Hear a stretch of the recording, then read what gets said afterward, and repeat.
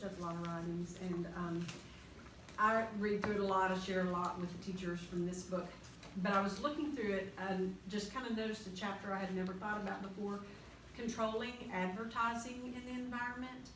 And it talks about how in the classroom, we control the prepared environment and we control a lot of things. But do we really control advertising in the environment of the classroom? I've never really thought about that. And it kind of brought to mind a little story where my daughter called me and said, that the daycare where her two little ones are going right now, they were going to have Pirate and Princess Day the next day. And of course, the first thing I kind of did was come over.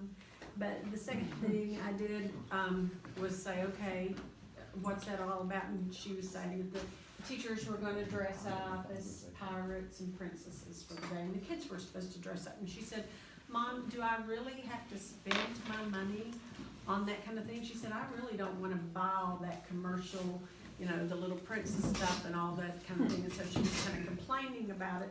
I said, no, you don't have to do that at all. And she said, but yeah, but if I don't do that, you know, my kids are going to be the only ones who come to school and are not in a pirate or a princess outfit. So of course, you know, she went to Walmart and bought something. And one teacher was dressed as a pirate and one teacher was dressed as a princess. And I'm sure it was a lovely day.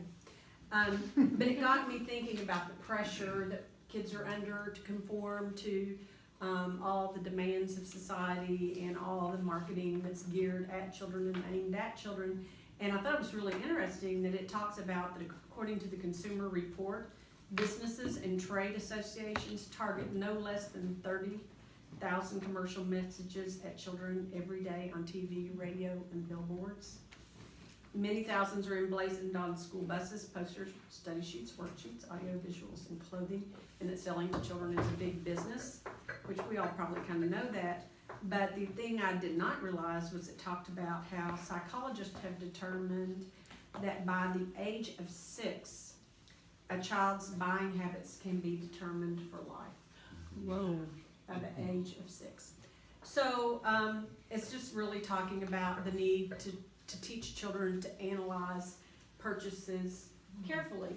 You know, just because this sports figure is drinking this particular brand of soft drink and then making the, you know, last minute shot, does that really mean that if you're drinking that soft drink, you know, you're going to grow up to be a professional basketball player? Or, you know, you can do a particular ski jump because you drink a certain thing, or you wear a certain pair of tennis shoes or whatever, just because it's marketed that way.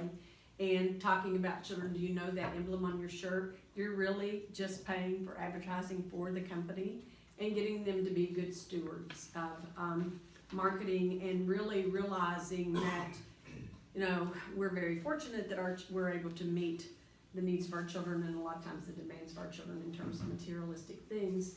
But what is that really teaching them about care of the environment, about children who maybe don't have the things that they need and those kinds of things, and just really stopping and cautioning us to really think about having those discussions with our children, teaching the importance of that, analyzing of media, and is it really a good use of your money, and it really meeting our moral values and our again,